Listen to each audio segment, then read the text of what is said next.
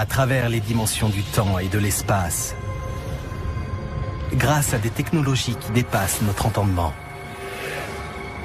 Nous observe-t-il, tapis dans l'ombre? Sont-ils déjà là? J'avais peur. Il nous veut, allons-y.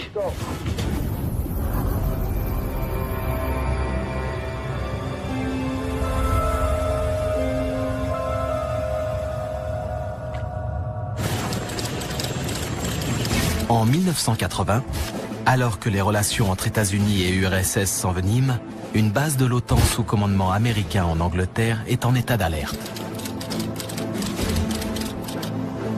Jim Penniston et John Burroughs, deux aviateurs de l'US Air Force, patrouillent dans la forêt de Rendlesham, dans le Suffolk.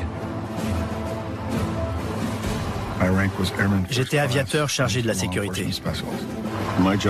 J'assurais la sécurité à la base de la Royal Air Force de Woodbridge pendant une période tendue de la guerre froide.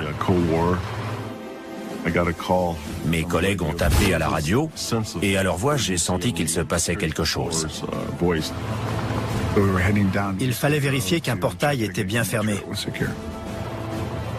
Le radar avait signalé un objectif non identifié, environ un quart d'heure plus tôt. De toute évidence, c'était un avion qui s'était écrasé. C'était l'explication la plus logique. Donc on est allé voir sur place à un endroit où il y avait de la lumière dans les bois. On avait l'impression que la forêt luisait en blanc. J'ai même dit que ça ressemblait à une décoration de Noël avec les lumières qui clignotaient.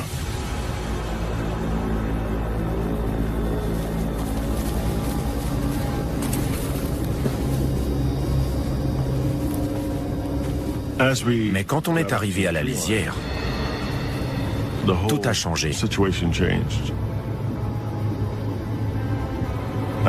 Ça n'était pas un avion.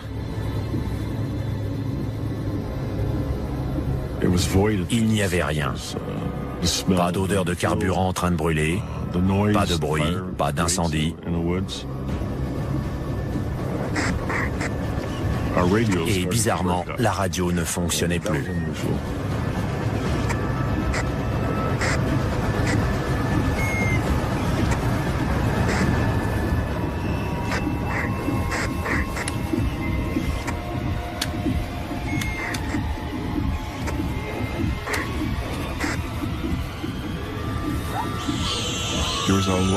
Quelque chose a poussé un cri perçant, de surprise ou d'énervement. Jusqu'à ce moment-là, on avait cru à un accident d'avion. Mais il s'avérait que c'était un problème de sécurité. Plein d'animaux s'enfuyaient. C'était très bizarre. Je me suis dit qu'on était dans le pétrin. Je n'avais jamais été confronté à une situation pareille. Et j'avais peur. Il y a eu un éclair lumineux, aveuglant.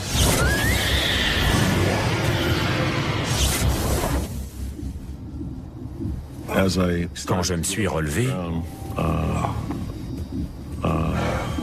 j'ai vu un engin de forme triangulaire à une 8aine de mètres devant moi.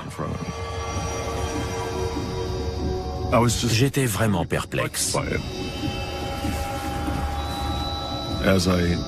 En m'approchant, j'ai senti de l'électricité parcourir mes vêtements, ma peau, mes cheveux.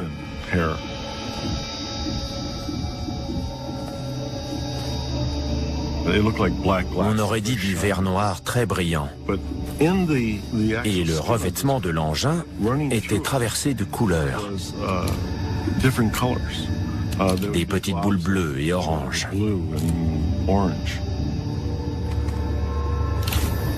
Je cherchais l'habitacle, les entrées d'air, les échappements.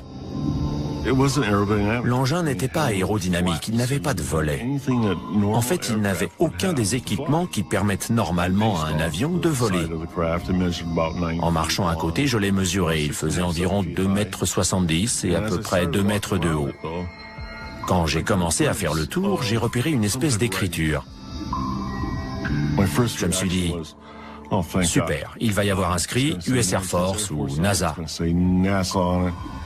Mais à ma grande déception, ça ressemblait plutôt à des caractères, des pictogrammes. J'étais en plein mystère. Ces caractères s'étalaient sur 1 mètre et ils mesuraient 12 à 15 cm de haut. J'ai passé la main dessus et ça ressemblait à du papier de verre tellement c'était rugueux. Au-dessus, il y avait un cercle avec un triangle à l'intérieur et je l'ai touché aussi. Je ne voyais plus que cette lumière blanche. Son intensité s'est maintenue le temps du contact.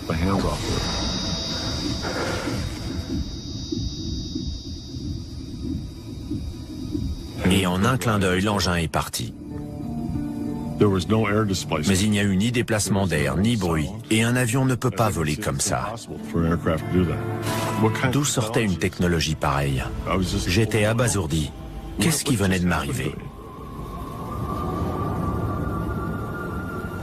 Là-haut. Il est là-haut. Il a foncé au-dessus des arbres. On l'a suivi en pensant qu'il allait se poser plus loin. Mais dès qu'on avait l'impression de s'approcher, il s'éloignait. On ne savait pas ce que c'était.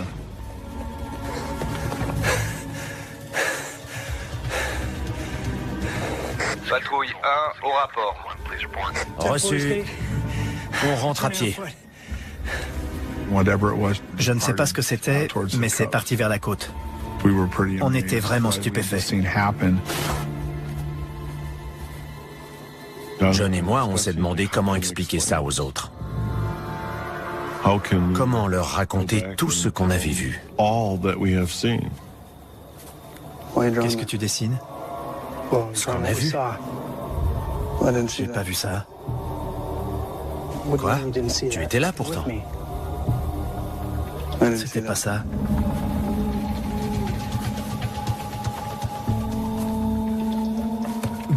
À partir du moment où on est tombé par terre, les souvenirs de Jim et les miens ne sont plus les mêmes.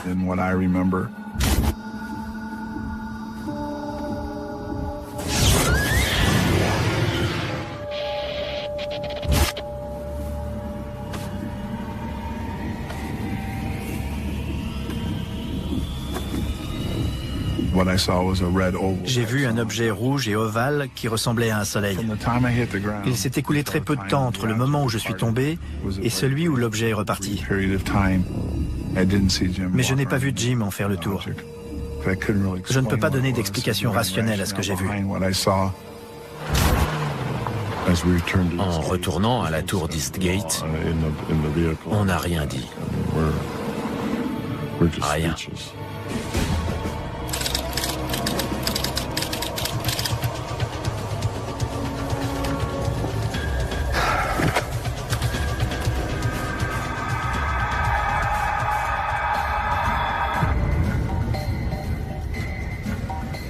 À quelle heure?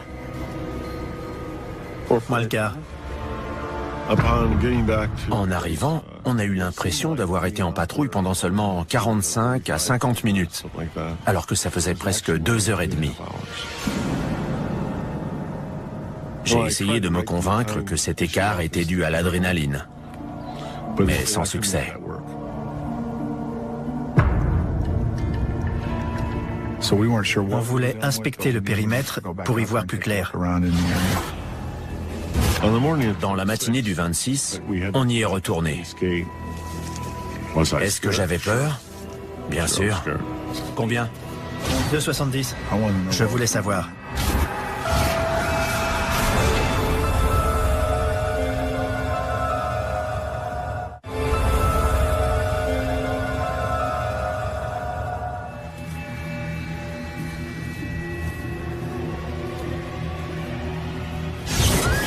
Témoins d'un phénomène étrange en forêt de Rendlesham, Jim Penniston et John Burroughs souffrent d'un décalage temporel.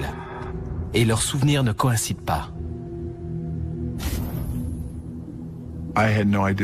J'ignorais ce que c'était. Je n'avais encore jamais rien vu de pareil auparavant. Après avoir fait notre rapport, on est retourné sur place en plein jour. Dans la matinée du 26, on y est retourné. Est-ce que j'avais peur? Bien sûr. Mais il fallait trouver des preuves, des éléments concrets permettant de dire que c'était bien arrivé.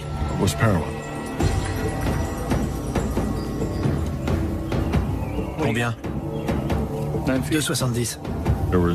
Il y avait 3 traces qui formaient un triangle équilatéral. C'était la zone d'atterrissage. Les branches cassées au sol et le feuillage abîmé en hauteur abondaient dans notre sens.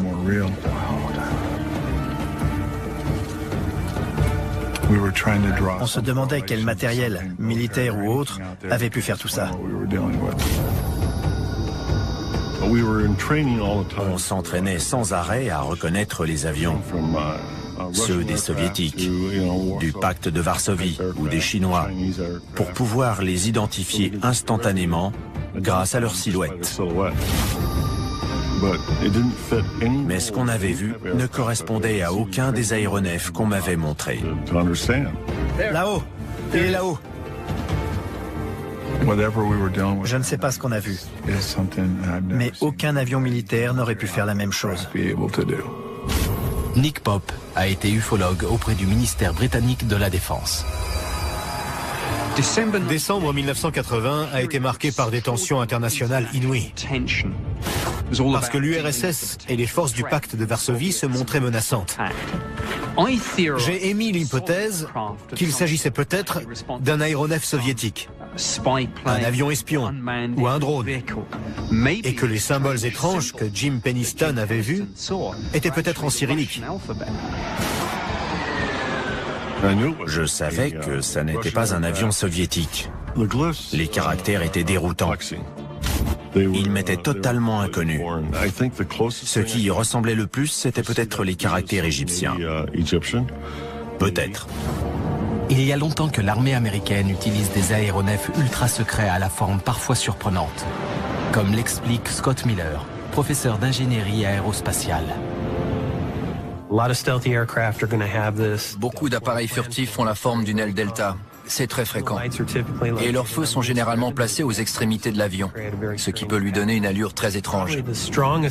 Et l'utilisation de moyens permettant de diminuer la signature radar a commencé pendant la guerre froide.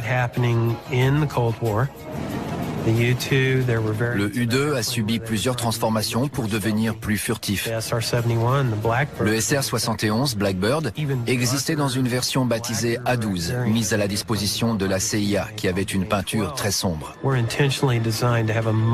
Sa signature radar et infrarouge était nettement réduite, et il a dû faire une drôle d'impression à ceux qui l'ont vu de nuit.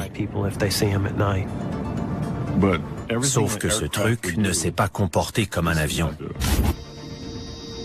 Pas de bruit de moteur. Pas de bruit du tout. Un avion ne peut pas voler comme ça. C'était une technologie très en pointe, bien au-delà de ce qu'on pouvait fabriquer.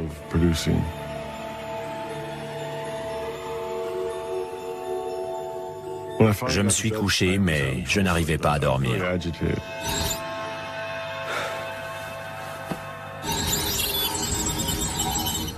Impossible de me sortir ces 1 et ces 0 de la tête. Dès que je fermais les yeux, je les voyais. Du coup, je me suis levé, j'ai pris le calepin que j'avais avec moi cette nuit-là et j'ai commencé à le feuilleter. Comme je voyais toujours des 0 et des 1, je me suis dit que je pouvais les noter. Et plus j'écrivais, mieux je me sentais. Mais je n'osais en parler à personne. Franchement, est-ce que je pouvais parler de ces chiffres à mes supérieurs? Ils auraient cru que j'avais disjoncté, et ça aurait mis fin à ma carrière. Donc j'ai rangé le calepin.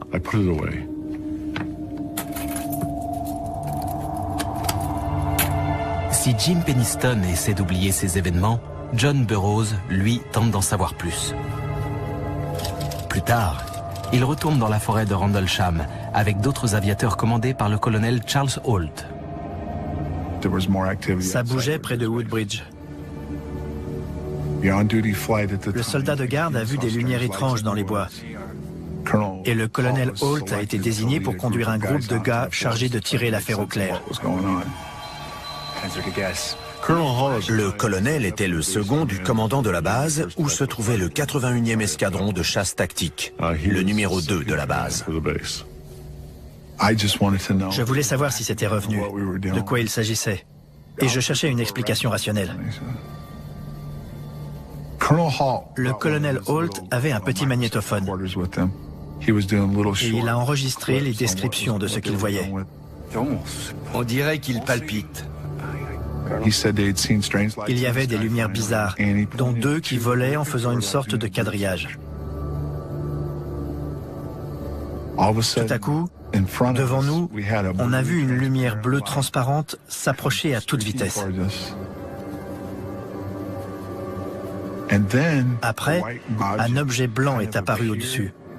Il est descendu et il a attendu non loin.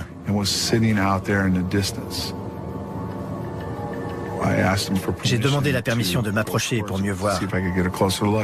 Ouais, vous aussi.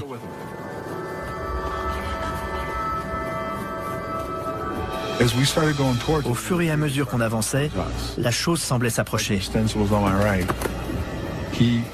Le sergent Bastenza était à ma droite, mais il est tombé. Il m'a vu entrer dans la lumière et disparaître. Il a vu la lumière exploser et je suis resté introuvable pendant plusieurs minutes. Aucun souvenir. Je n'ai aucun souvenir de ce qui s'est passé. Je me souviens seulement que la chose a disparu. John? Il voulait savoir. C'était quoi? John? Selon le sergent Peniston, à un moment donné, la lumière blanche avait explosé. Et Bastenza a décrit la même chose. Après l'incident, il s'est passé quelque chose dans la nuit du samedi au dimanche. Quelques jours plus tard, John et moi, on a été convoqués au bureau du colonel Holt pour écouter la bande. Il bouge très vite. C'était une description des événements en temps réel. Je crois que Holt essayait de nous rassurer. Il confirmait qu'on n'avait pas rêvé, que ça recommençait. Et ça m'a soulagé parce que ça voulait dire que ça ne reposait plus seulement sur John et moi.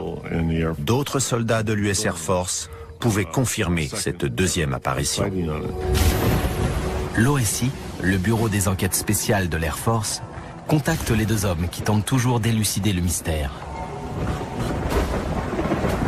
J'ai été convoqué par l'OSI. De toute évidence, les gens chargés de cette affaire n'appréciaient pas nos initiatives. Et ils pouvaient mettre leurs menaces à exécution si on persévérait dans cette voie.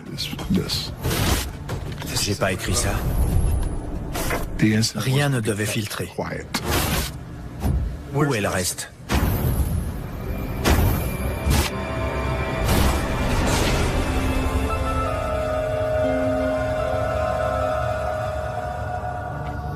Fin 1980, Jim Peniston et John Burroughs observent un engin étrange dans la forêt de Rendlesham, en Angleterre.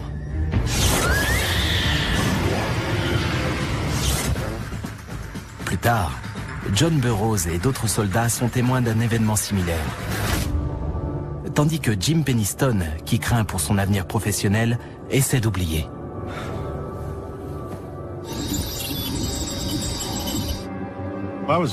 J'étais très inquiet à l'idée qu'une enquête s'intéresse plus en profondeur à ce qui s'était passé. J'ai été convoqué par l'OSI.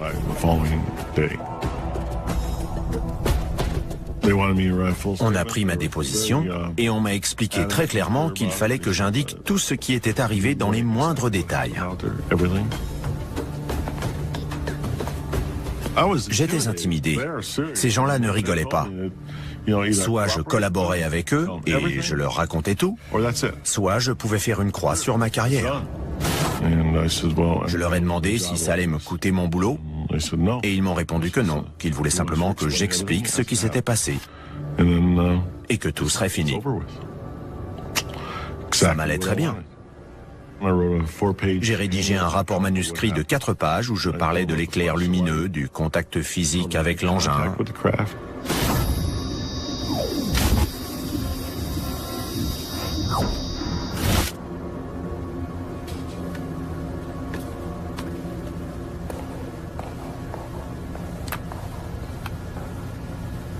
Mais Jim Penniston se voit alors offrir un marché auquel il ne s'attend pas.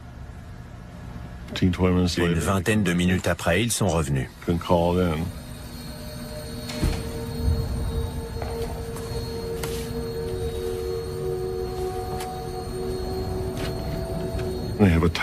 Il y avait un quart de page dactylographié, à peine plus, que j'ai lu 2 ou 3 fois. Le texte avait été expurgé. Il était très neutre. Et on m'a dit, voici la version officielle que vous donnerez si on vous pose des questions. J'ai pas écrit ça. Où est le reste? J'ai pensé à notre code de conduite qui prévoit qu'on ne doit pas faire de fausses déclarations. Ça ne me plaisait pas. Pas du tout même. Mais l'OSI a les moyens d'intervenir en marge de la hiérarchie classique. Ça lui est tout à fait possible.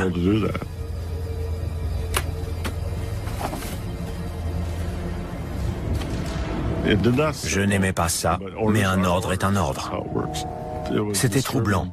Je n'étais pas un criminel de guerre. Pourtant, on me traitait comme tel, ou comme un espion qui s'était fait pincer. Le gouvernement a dû comprendre que c'était important, et il ne voulait pas que ça se sache. Il y avait plusieurs bonnes raisons de taire cette affaire. Aucun gouvernement n'est prêt à reconnaître que son système sophistiqué de défense aérienne est en fait inefficace, ni qu'il fait face à une technologie contre laquelle il est tout bonnement impossible de se protéger. L'incident reste donc un secret bien gardé. Il ne vaut mieux pas réveiller le chat qui dort. Dont acte. J'ai quitté la base après 2 ans de service, en juillet 81. Et j'ai fait de mon mieux pour oublier l'incident. Mais c'est plus facile à dire qu'à faire. J'étais malade. Le contact a eu des conséquences physiques. Je me suis mis à avoir des vertiges, des problèmes d'équilibre dus à l'oreille interne.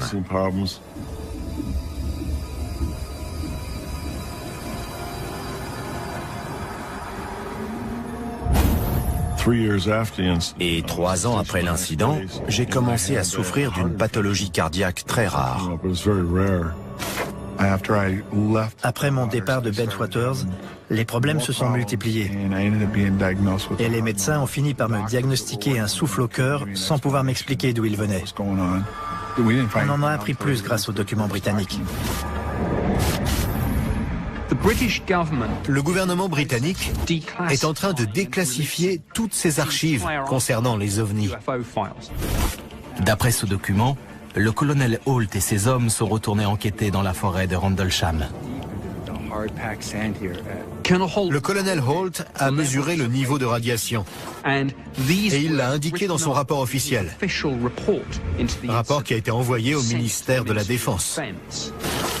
Faites une mesure. Dans le groupe, il y avait un sous-officier spécialisé dans la préparation aux catastrophes, équipé d'un compteur Geiger. Et il a mesuré le niveau de radiation de la zone d'atterrissage et des alentours. C'est étrange. La mesure la plus élevée a été enregistrée au niveau des 3 traces découvertes en forêt. Les services de renseignement de la Défense ont évalué que leur niveau de radiation était nettement plus haut que celui des alentours.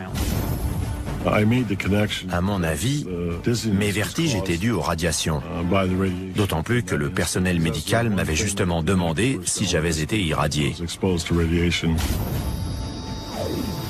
Pour moi, c'était un dilemme.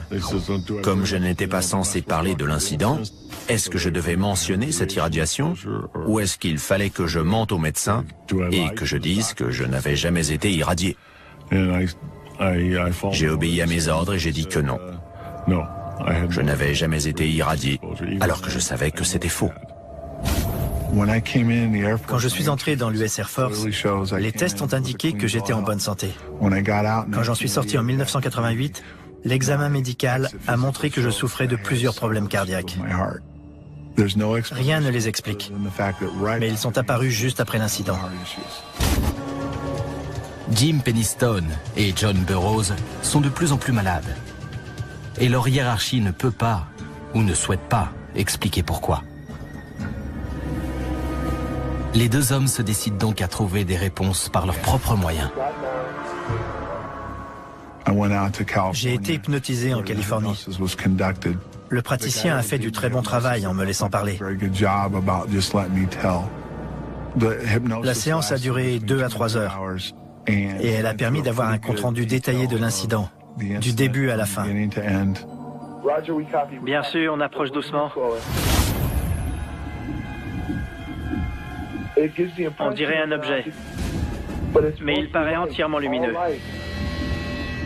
Il nous appelle. Il nous dit de le traverser. On le sent.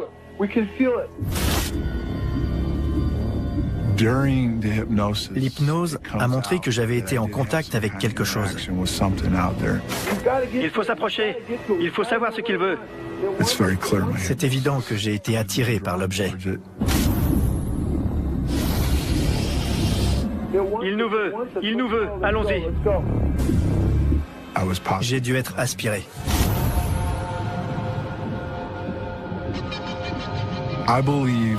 J'étais sûrement à l'intérieur de l'objet quand le sergent Penniston en a fait le tour. Ça expliquerait pourquoi je ne me souviens pas l'avoir vu faire ces mesures. D'autres séances portent sur ce qui lui est arrivé lors du deuxième incident, celui en présence du colonel Holt. Ça, c'est pas naturel. On a plus de détails sur la deuxième nuit. Les lumières sont revenues. Je savais qu'elles seraient là. Elles sont bizarres. Elles sont en stationnaire au-dessus. On est en contact télépathique.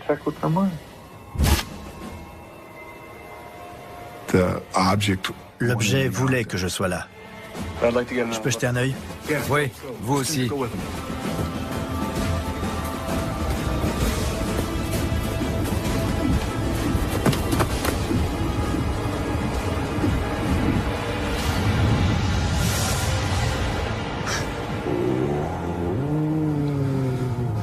Qu'y a-t-il? Je suis dans un truc.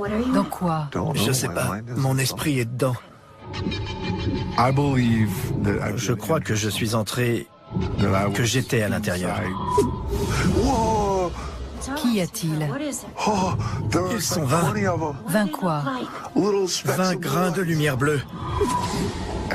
Je parle avec quelque chose qui vient d'ailleurs. Ils approchent. C'est de plus en plus grand.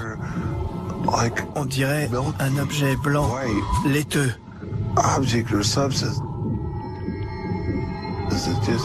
Il monte, il descend, plus large, plus petit.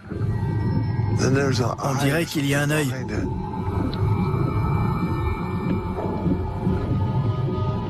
Ça s'ouvre.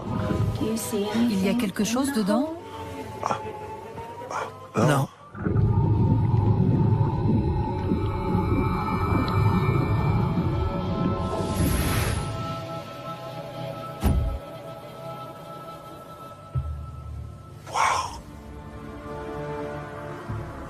Qu'est-ce que ça veut dire? J'ai été en contact avec quelque chose d'intelligent. Spécialiste en astrobiologie, Mark Schneegert s'intéresse à la recherche de formes de vie extraterrestres intelligentes. Il est possible que la vie soit apparue ailleurs dans le système solaire ou la galaxie et qu'elle soit arrivée accidentellement ou volontairement sur Terre. Des extraterrestres intelligents pourraient être très différents de nous. Ils pourraient n'avoir ni mains ni yeux, se déplacer et s'exprimer différemment de nous. Ils utiliseraient leur intelligence de façon différente pour s'adapter, pour survivre. Mais nous avons le plus grand mal à les imaginer et à les chercher, parce que nous n'en avons pas encore rencontrés. Je n'avais jamais vu d'OVNI, donc je ne savais pas si ça existait ou non. Comme John Burroughs, Jim Penniston reste obsédé par les événements de décembre 1980. Avant cette nuit, les ovnis et les extraterrestres, pour moi, ça n'existait pas. On était seuls et peinards dans l'univers.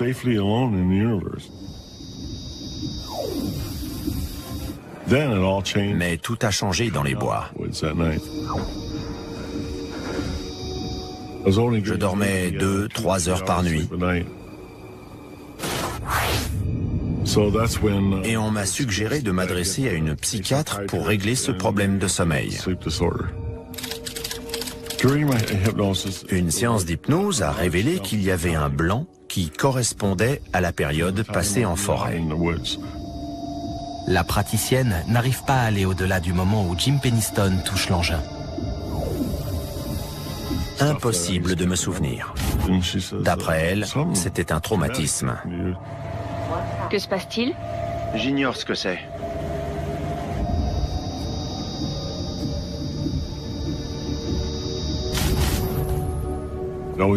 Je passais à l'interrogatoire de l'OSI sans savoir ce qui était arrivé entre-temps. La lumière? L'engin? Non. Je suis à l'OSI. Elle m'a dit qu'un verrou mémoriel m'empêchait de me souvenir de ce qui s'était passé. Pour elle, c'était une première. Je me rappelle seulement de ma première déposition à l'OSI. Je ne dois pas en parler. De quoi? Sous hypnose, j'ai dit que j'avais subi plusieurs interrogatoires à l'OSI. On vous a fait quelque chose? Oui. Une piqûre. On m'a fait une injection de thiopental. Où vous a-t-on piqué? Ici, dans le bras. Sergent, je vous ai dit. On peut continuer jour et nuit. Jim Penniston. Pourquoi traiter comme ça un membre des forces de sécurité?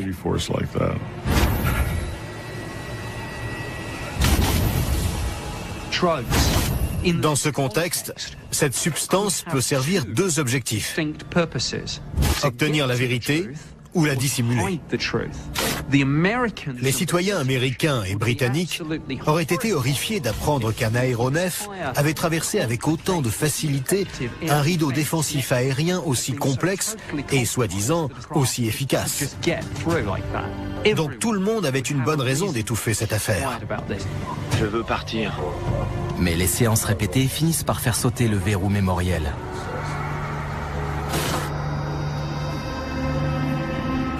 Je vois l'engin.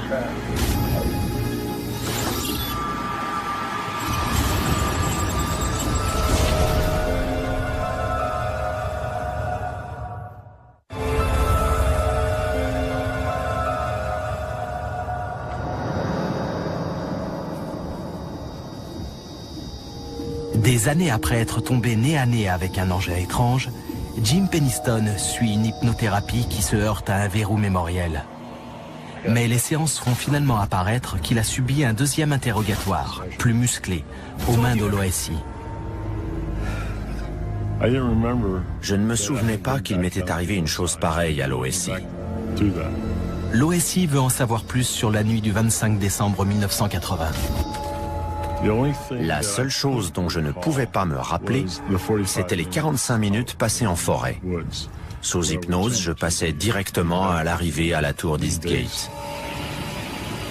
On dirait une écriture, mais illisible.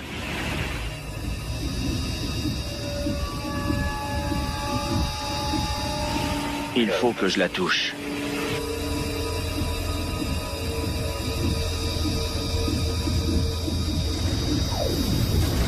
À ce moment-là, que se passe-t-il?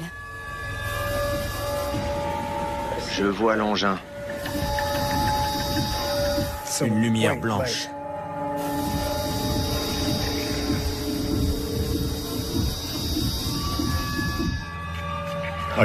Ça m'est revenu. D'abord des petits bouts, puis des plus gros, et finalement l'histoire complète.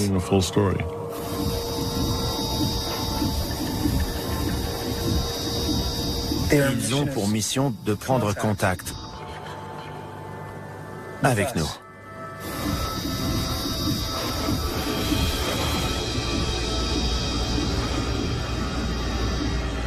Ils voyagent dans le temps.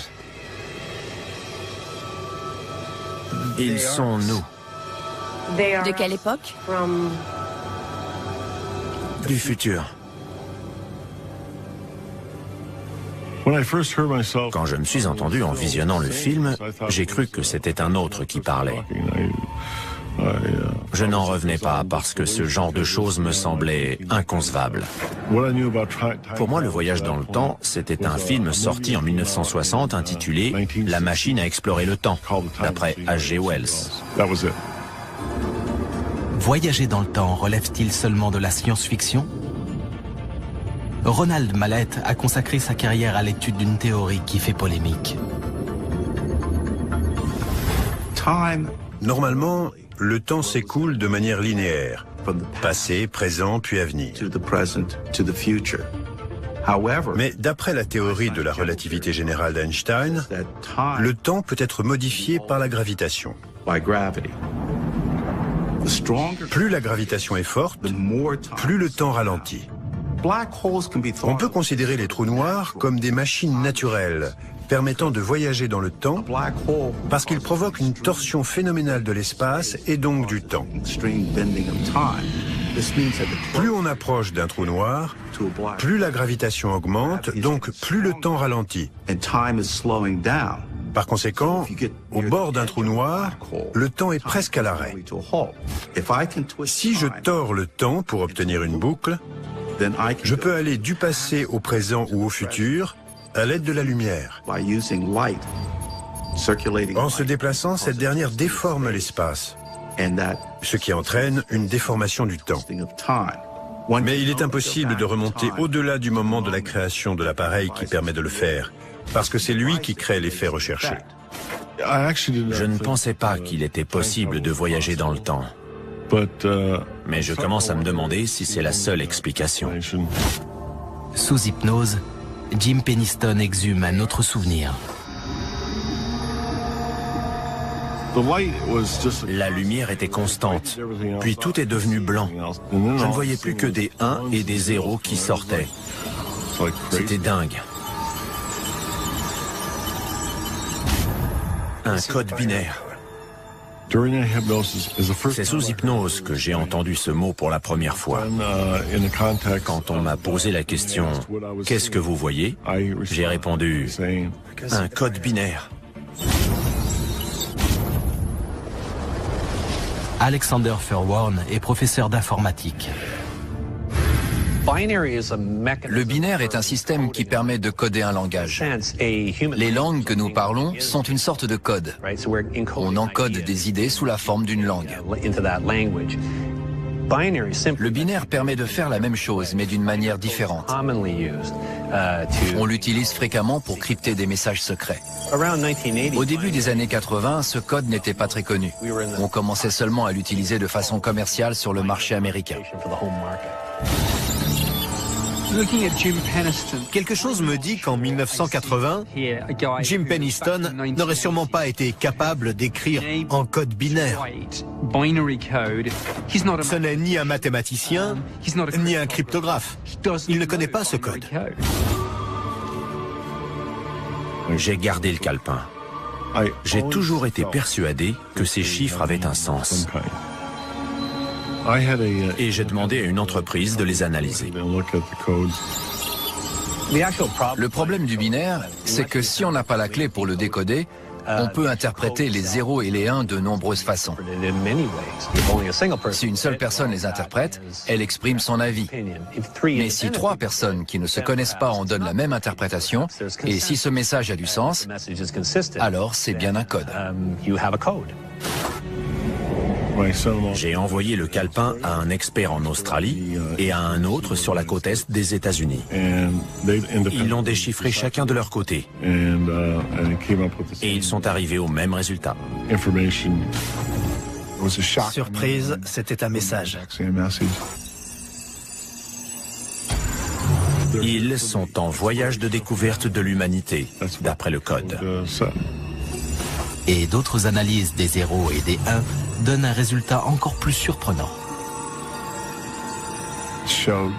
Il y a 7 emplacements géographiques.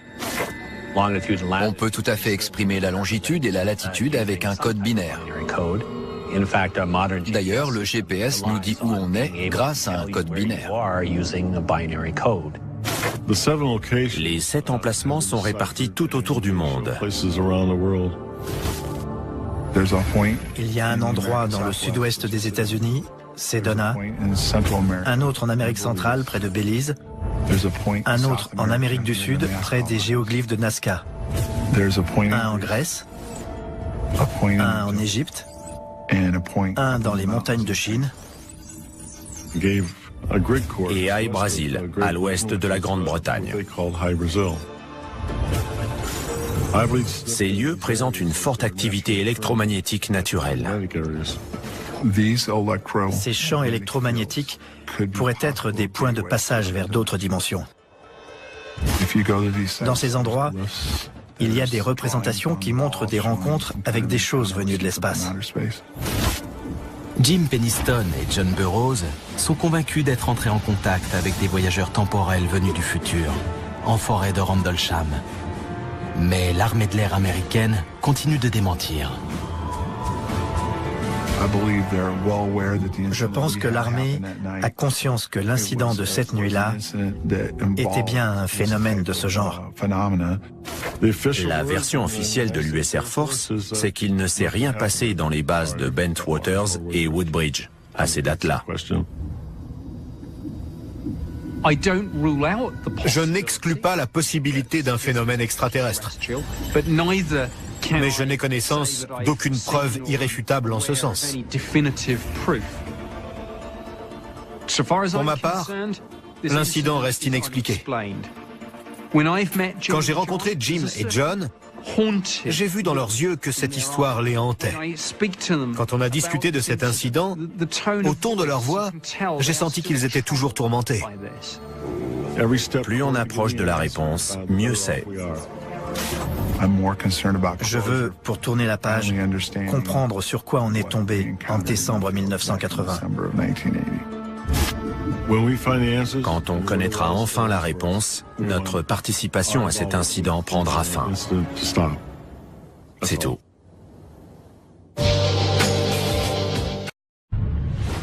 À travers les dimensions du temps et de l'espace, grâce à des technologies qui dépassent notre entendement, nous observe-t-il, tapis dans l'ombre? Sont-ils déjà là? J'avais peur. Il nous veut, allons-y.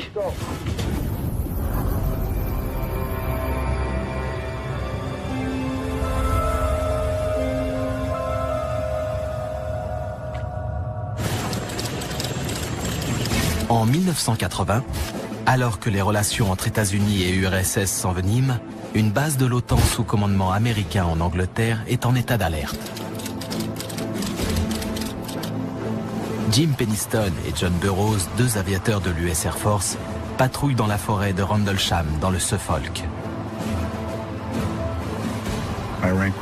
J'étais aviateur chargé de la sécurité. J'assurais la sécurité à la base de la Royal Air Force de Woodbridge pendant une période tendue de la guerre froide. Mes collègues ont appelé à la radio et à leur voix, j'ai senti qu'il se passait quelque chose. Il fallait vérifier qu'un portail était bien fermé. Le radar avait signalé un objectif non identifié, environ un quart d'heure plus tôt. De toute évidence, c'était un avion qui s'était écrasé. C'était l'explication la plus logique. Donc on est allé voir sur place à un endroit où il y avait de la lumière dans les bois. On avait l'impression que la forêt luisait en blanc. J'ai même dit que ça ressemblait à une décoration de Noël avec les lumières qui clignotaient.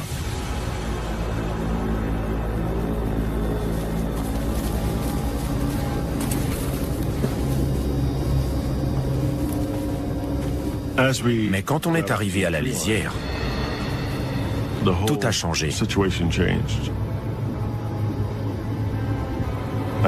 Ça n'était pas un avion. Il n'y avait rien.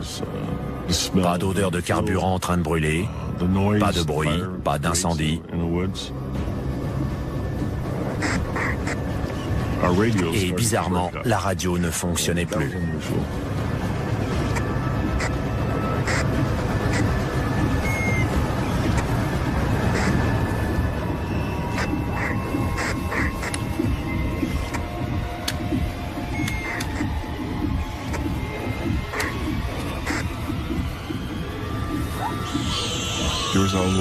Quelque chose a poussé un cri perçant, de surprise ou d'énervement. Jusqu'à ce moment-là, on avait cru à un accident d'avion. Mais il s'avérait que c'était un problème de sécurité. Plein d'animaux s'enfuyaient. C'était très bizarre. Je me suis dit qu'on était dans le pétrin. Je n'avais jamais été confronté à une situation pareille. Et j'avais peur. Il y a eu un éclair lumineux, aveuglant.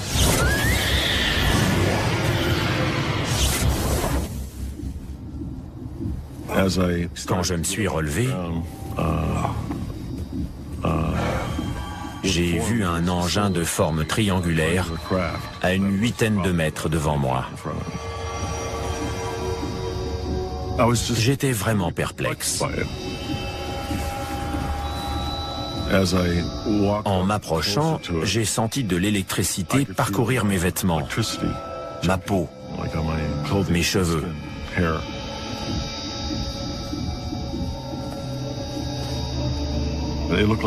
On aurait dit du verre noir très brillant. Et le revêtement de l'engin était traversé de couleurs. Des petites boules bleues et oranges.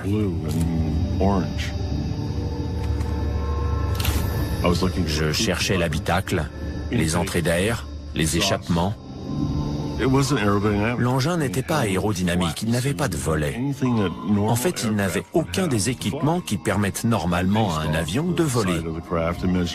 En marchant à côté, je l'ai mesuré. Il faisait environ 2,70 m et à peu près 2 mètres de haut. Quand j'ai commencé à faire le tour, j'ai repéré une espèce d'écriture. Je me suis dit, super, il va y avoir inscrit US Air Force ou NASA. Mais à ma grande déception, ça ressemblait plutôt à des caractères, des pictogrammes. J'étais en plein mystère.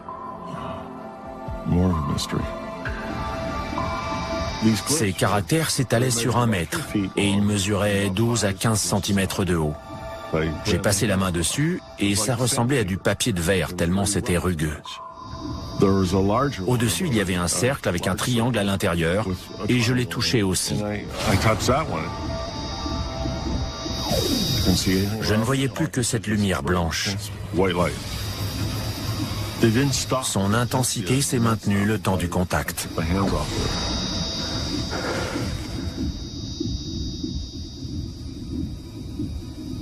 Et en un clin d'œil, l'engin est parti. Mais il n'y a eu ni déplacement d'air, ni bruit, et un avion ne peut pas voler comme ça. D'où sortait une technologie pareille? J'étais abasourdi. Qu'est-ce qui venait de m'arriver? Là-haut. Il est là-haut. Il a foncé au-dessus des arbres. On l'a suivi en pensant qu'il allait se poser plus loin. Mais dès qu'on avait l'impression de s'approcher, il s'éloignait. On ne savait pas ce que c'était.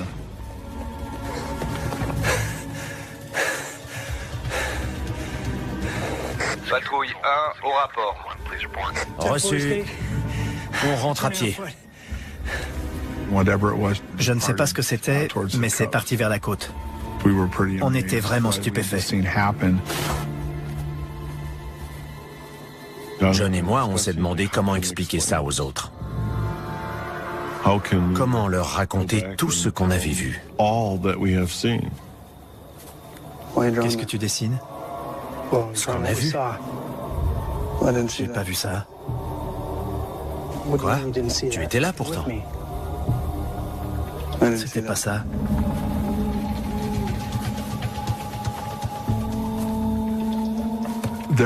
À partir du moment où on est tombé par terre, les souvenirs de Jim et les miens ne sont plus les mêmes.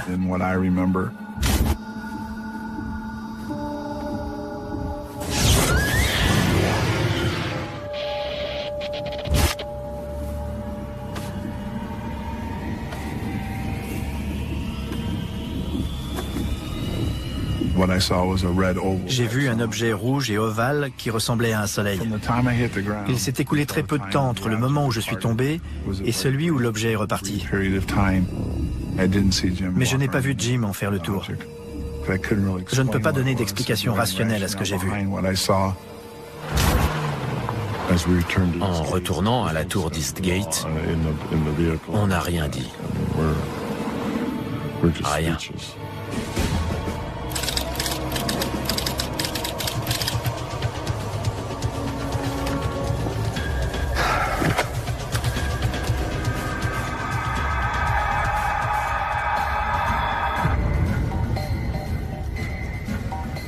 À quelle heure? Moi le quart. En arrivant, on a eu l'impression d'avoir été en patrouille pendant seulement 45 à 50 minutes, alors que ça faisait presque 2h30. J'ai essayé de me convaincre que cet écart était dû à l'adrénaline, mais sans succès.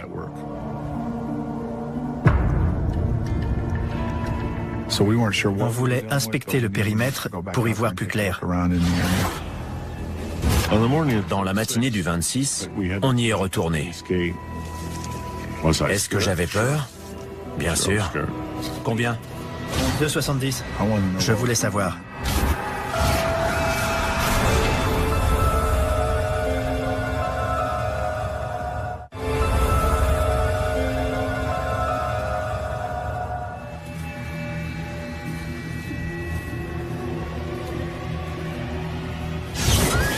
Témoins d'un phénomène étrange en forêt de Rendlesham, Jim Penniston et John Burroughs souffrent d'un décalage temporel.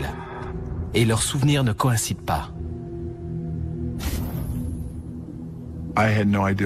J'ignorais ce que c'était. Je n'avais encore jamais rien vu de pareil auparavant. Après avoir fait notre rapport, on est retourné sur place en plein jour. Dans la matinée du 26, on y est retourné. Est-ce que j'avais peur? Bien sûr. Mais il fallait trouver des preuves, des éléments concrets permettant de dire que c'était bien arrivé.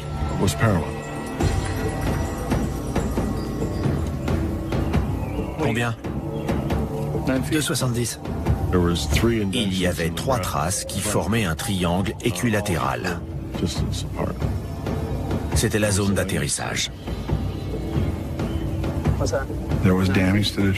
Les branches cassées au sol et le feuillage abîmé en hauteur abondaient dans notre sens.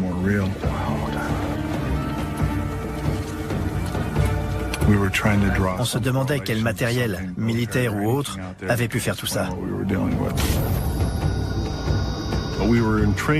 On s'entraînait sans arrêt à reconnaître les avions, ceux des Soviétiques, du pacte de Varsovie ou des Chinois, pour pouvoir les identifier instantanément grâce à leur silhouette. Mais ce qu'on avait vu ne correspondait à aucun des aéronefs qu'on m'avait montrés. Là-haut! Il est là-haut! Je ne sais pas ce qu'on a vu, mais aucun avion militaire n'aurait pu faire la même chose. Nick Pope a été ufologue auprès du ministère britannique de la Défense. Décembre 1980 a été marqué par des tensions internationales inouïes. Parce que l'URSS et les forces du pacte de Varsovie se montraient menaçantes. J'ai émis l'hypothèse qu'il s'agissait peut-être d'un aéronef soviétique, un avion espion ou un drone, et que les symboles étranges que Jim Penniston avait vus étaient peut-être en cyrillique. Je savais que ça n'était pas un avion soviétique. Les caractères étaient déroutants. Ils m'étaient totalement inconnus. Ce qui y ressemblait le plus, c'était peut-être les caractères égyptiens. Peut-être. Il y a longtemps que l'armée américaine utilise des aéronefs ultra secrets à la forme parfois surprenante, comme l'explique Scott Miller, professeur d'ingénierie aérospatiale. Beaucoup d'appareils furtifs font la forme d'une aile delta. C'est très fréquent. Et leurs feux sont généralement placés aux extrémités de l'avion, ce qui peut lui donner une allure très étrange. Et l'utilisation de moyens permettant de diminuer la signature radar a commencé pendant la guerre froide. Le U-2 a subi plusieurs transformations pour devenir plus furtif. Le SR-71 Blackbird existait dans une version baptisée A-12.